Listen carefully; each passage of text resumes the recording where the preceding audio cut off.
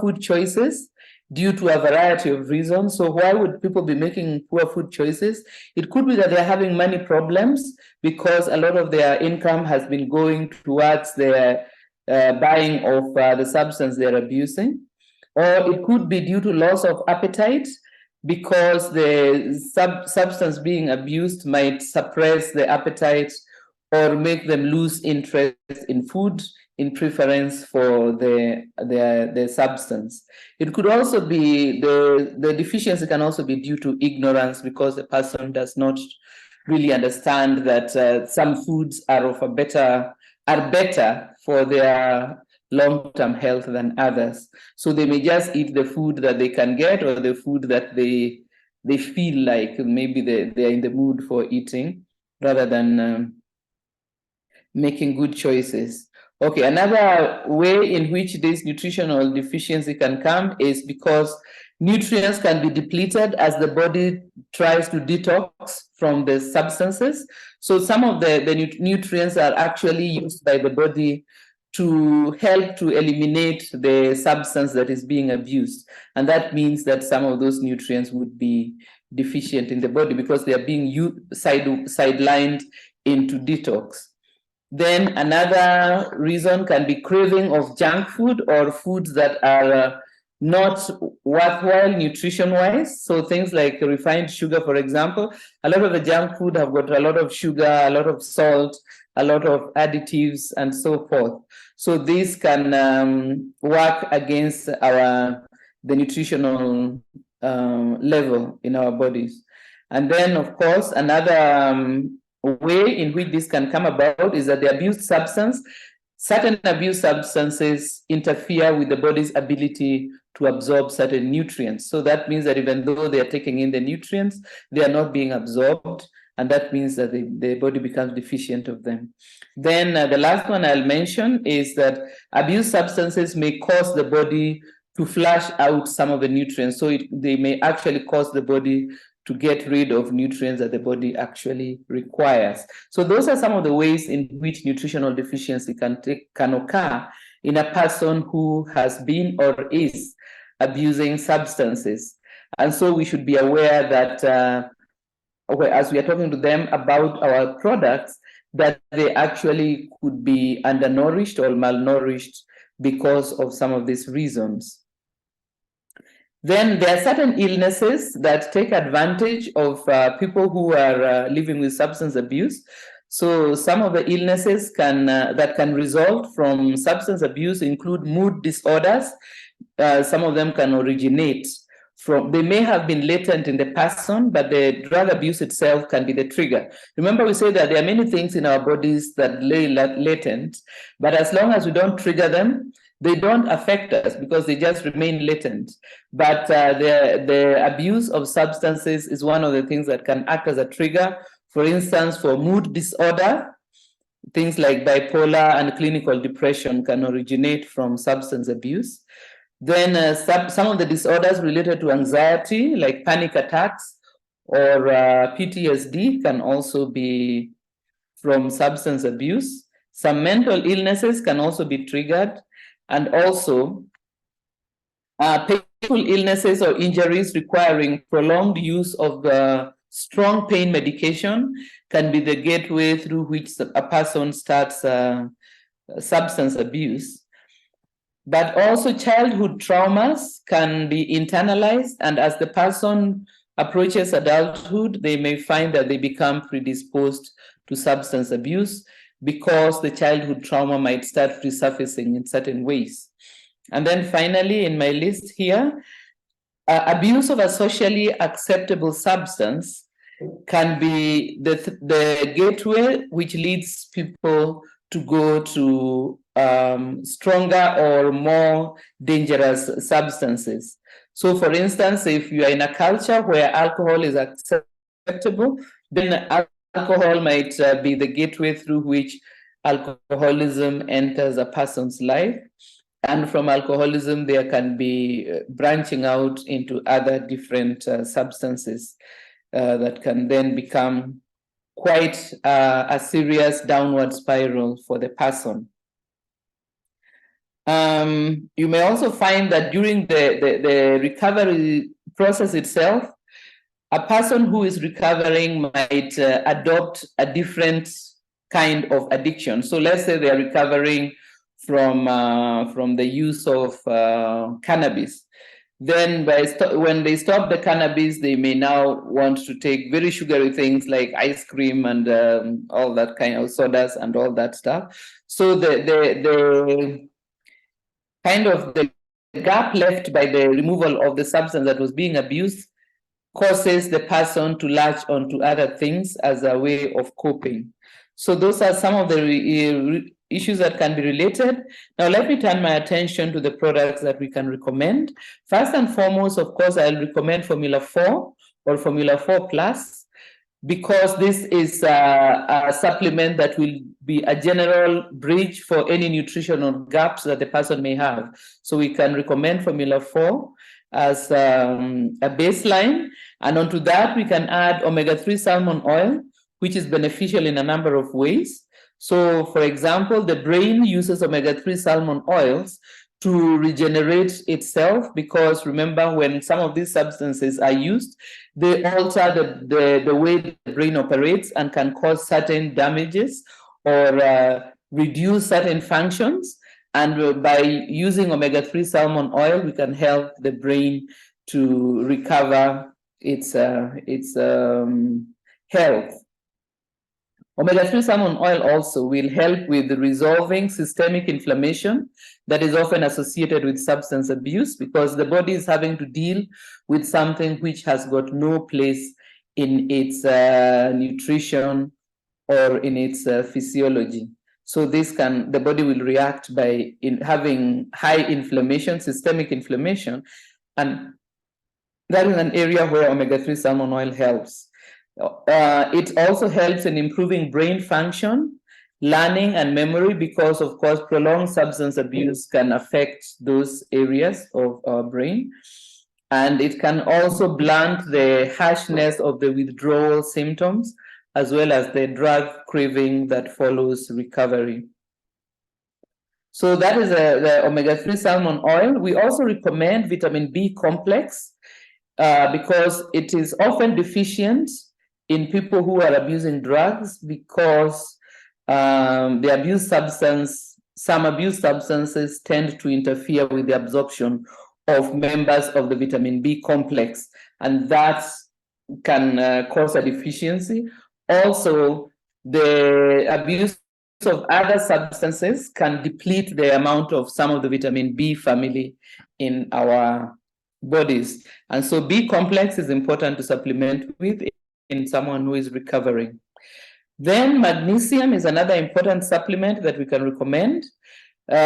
Some substances, for example, alcohol, cause the body to flush out magnesium, and therefore supplementation would be helpful. Magnesium, we also know, helps reduce anxiety, and it helps with relaxation as well as improving the quality of sleep. These are problem areas for people who are recovering from substance abuse.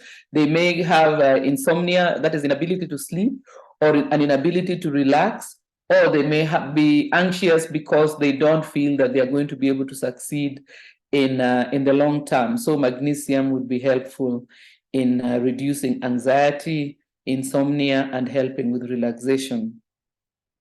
Magnesium also helps to decrease the dependency on the substance, and it also helps reduce the severity of the withdrawal symptoms. Then the next supplement we'll recommend is chelated zinc. And this is another one that is depleted by some of the substances that are abused, and also by some of the strong pain medications that might be used by people who have got certain conditions that are very painful. So we would recommend chelated zinc.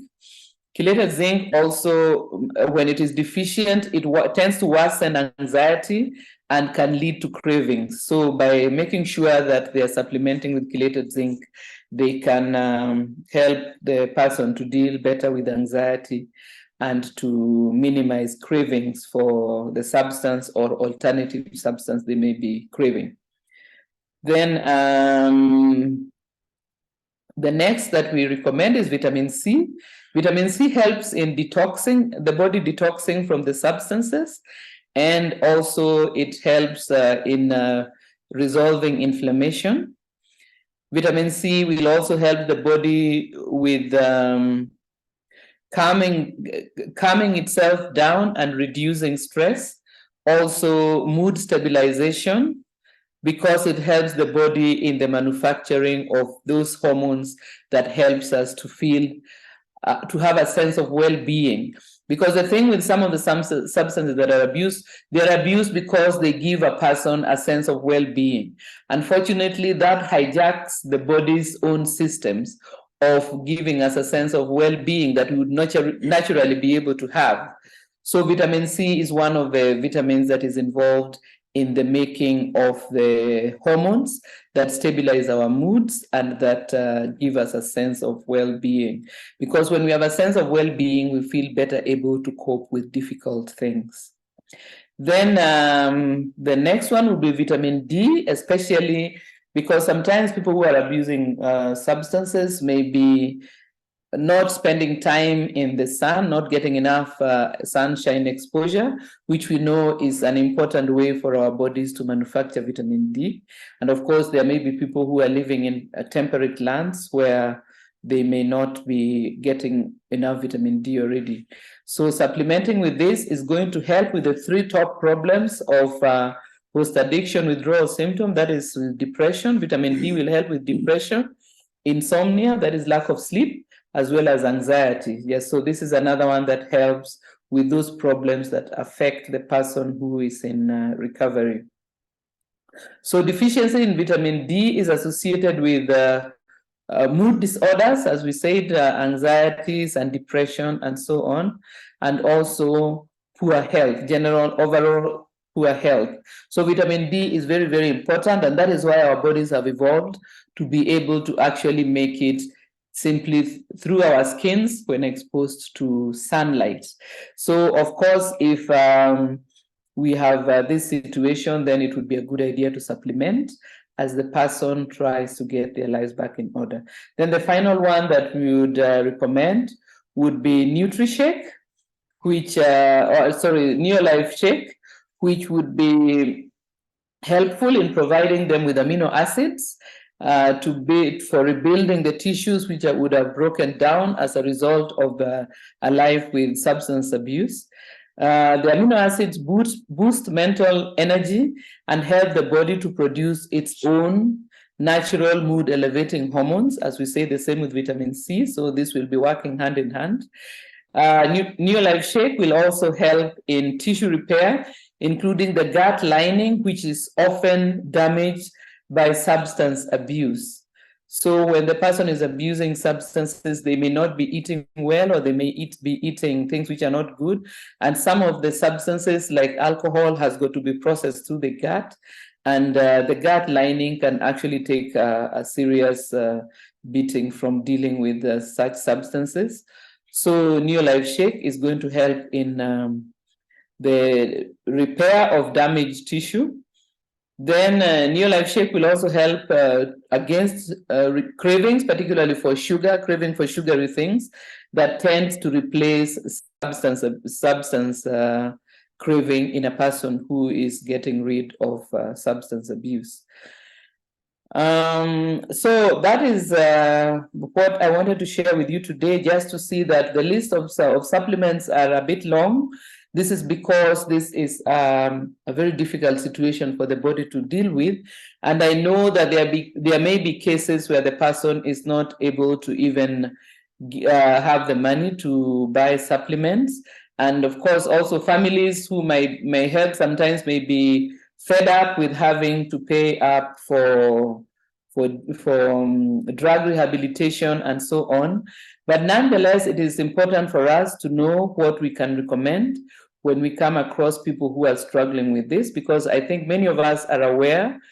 For myself as an older person, when I was young, it was once maybe one or two people in our local area who maybe would be alcoholics, but substance abuse was not a common thing at all. But unfortunately, in these times, we find that almost all of us might know of someone or be closely related to someone who is abusing substances. And for that reason, I think that it is good for us to be informed about this issue, because our aim as Neolife distributors is always to be able to provide people with what we have to improve their quality of lives. And I think you can imagine that if even the family members of someone who is a substance abuser will be suffering. And so if we can educate, if we can help, and if we can encourage, we would be doing our part as distributors to make their lives better, and maybe to help them in assisting their person to go into drug rehabilitation or recovery. So I see that my time is running out. There is no time to tackle any of the questions. But as you know, we are going to be having in a week or two a Q&A session. So I want to encourage you to send any questions or observations. I'm always happy to hear your observation, because all of us are out there confronting some of these things. So the observations are also valuable, and recommendations as well. So I want to thank you very much for the time that you have given me out of your life. And I hope that it has been a good investment, and the session has been beneficial to you in one way or another, either at present or at some future point when you come across someone who is in need of this kind of information. You'll be in a better position to assist them, whether with the supplements or with some information, or simply with support from one human being to another. So thank you very much. I want to hand you over to Pascal now, who is ready to take you through the next session, but also to keep on wishing you all the best as we move towards the last days of September. Thank you very much. Here is Pascal now. Good evening, everybody, and thank you, Betty, for that wonderful session. I always sit on the desk here, listening and learning new things that I didn't know. It's very good to have a resident tutor. So, how many of you have been talking to people, but you don't see any growth in your business? Just lift your hands up. How many of you have been talking to people? Sometimes you get new people in the business and nothing seems to be growing. I see a lot of people are lifting their hands. Join the club.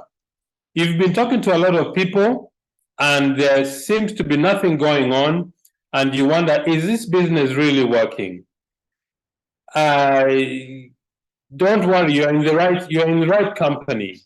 Everybody goes through. I see the whole screen is, all the hands are up in the screen. That the people, you've been talking to a lot of people, and the business doesn't seem to be growing.